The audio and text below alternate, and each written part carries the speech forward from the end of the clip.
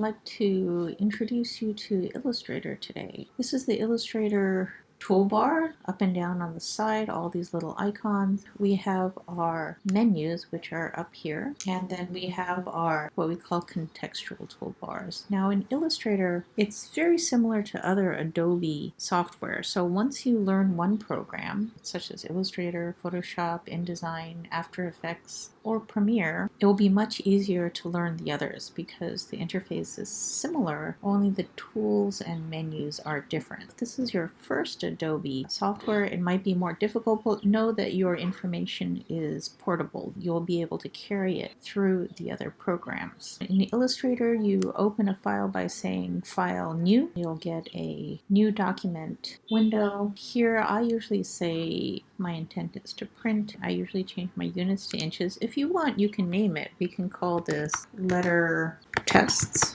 Let's have a horizontal format, portrait or vertical, landscape or horizontal. Let's have one artboard for now. We can add them later if we need to. A bleed is from print jobs require color to continue outside the boundaries of the page for paper trimming, so we don't need that. We don't need more settings because we're doing something very simple today, just learning the tools. Let's say create. So the top tool, what is nice about Adobe products is if you hover your mouse, if you just roll your mouse over a tool, it will tell you the name of the tool and the quick key of the tool. So the top one is the selection tool, or V. Selection tool selects entire object. So Illustrator is what we call an object program. We make things that we can click on and drag and move. So a selection tool selects the object. The tool right below it, the filled arrow, is the direct selection tool, which can select parts of objects. Then we have the pen tool and a curvature tool. We will use the pen tool later. If you hold and click, remember you can see tools that are underneath. See that little arrow in the bottom right hand corner, and you can also drag your mouse to the tear off bar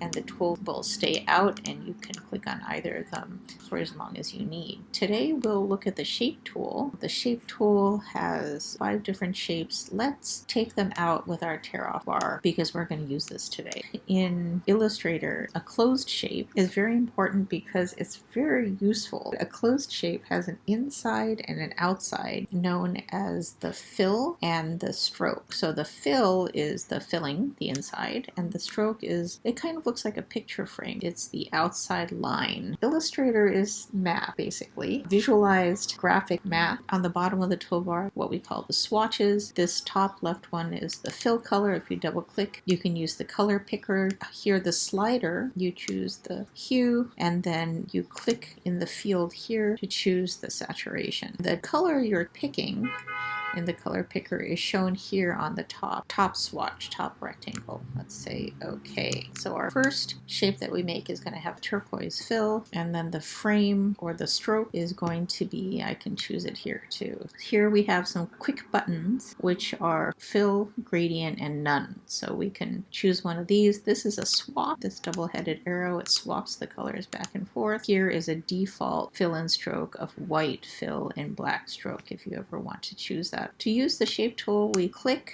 we select rectangle, let's click and draw. We can't see the stroke right now because it's one point. If you want, you can make it thinner to see the stroke. Let's change tools. So these tools, if you hold down the shift key, you constrain them to be proportional, like a circle. If I want to change the color, I go here to my color picker. I can change the fill. I'm double clicking to get the color picker. I can change the fill and the stroke. There's the polygon tool. You can select the polygon tool. If you want to select the number of sides, tap on the artboard with your mouse. You can choose the number of sides. If we wanted something 6-sided, we can say okay. Once you've created an object, it has these transform controls around it. Approach with your cursor. If you get the double-sided arrow, you can hold down the shift key, you can resize, you can scale. With the curved double-sided arrow, you can rotate. You can change the size if you want. You can say Command Z to undo. Everything that I say say is for Macintosh. If you were on the PC, you might have a slightly different experience, but everything I say is for the Mac. I'm changing the color. Make sure, I guess we're just going through the basics. Make sure you know how to create shapes, change the color. Notice how the shapes are in what we call a stacking order or arrangement by order of creation. So I made the square first, so it looks like it's on the bottom. Oh, there's one more shape tool that we commonly use, the star tool. I can select it, tap on the artboard, and then I pull the radius.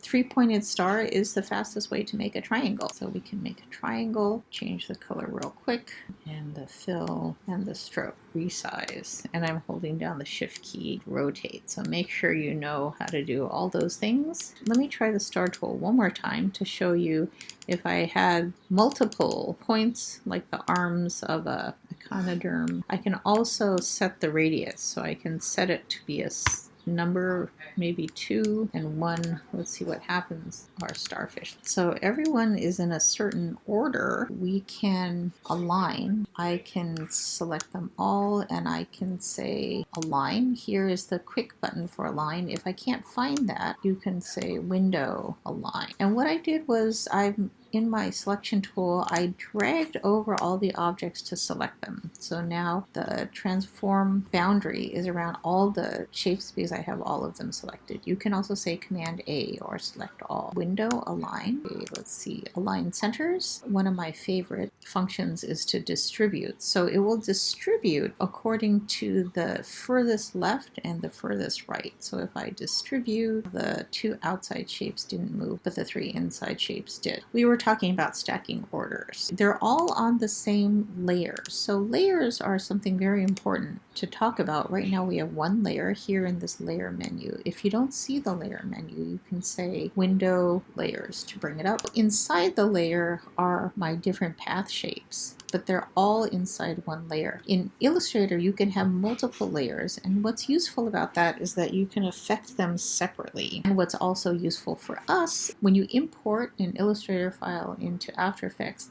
the layers will come in and you can immediately start animating as separate layers in After Effects, which is very useful. I'm going to change the stacking order. So within the layer, inside the layer, there's a stacking order. If I want my circle to be on top, I can select it with my selection tool, and then I can say Object, Arrange, Bring to Front. If I want to bring it forward just one step, I can say Bring Forward one step. If I want to bring it completely forward, then I say bring it to the front. Make sure you know how to make shapes and how to transform them and how to change the arrangement and the alignment. If I want, I can create another layer. Create a layer by clicking on this little icon down here. It looks like a turning page. I call it the turning page icon. And when you click there, you create another layer. You can also click here on this menu here and say new layer. Unfortunately, that's showing outside our recording window. Create more shapes. So a shape doesn't have to have a stroke and it doesn't have to fill. If it has neither, then of course you can't see it, but it doesn't have to have both. So here I created a shape on another layer. I can turn off that layer, or I can turn off layer 1. So I can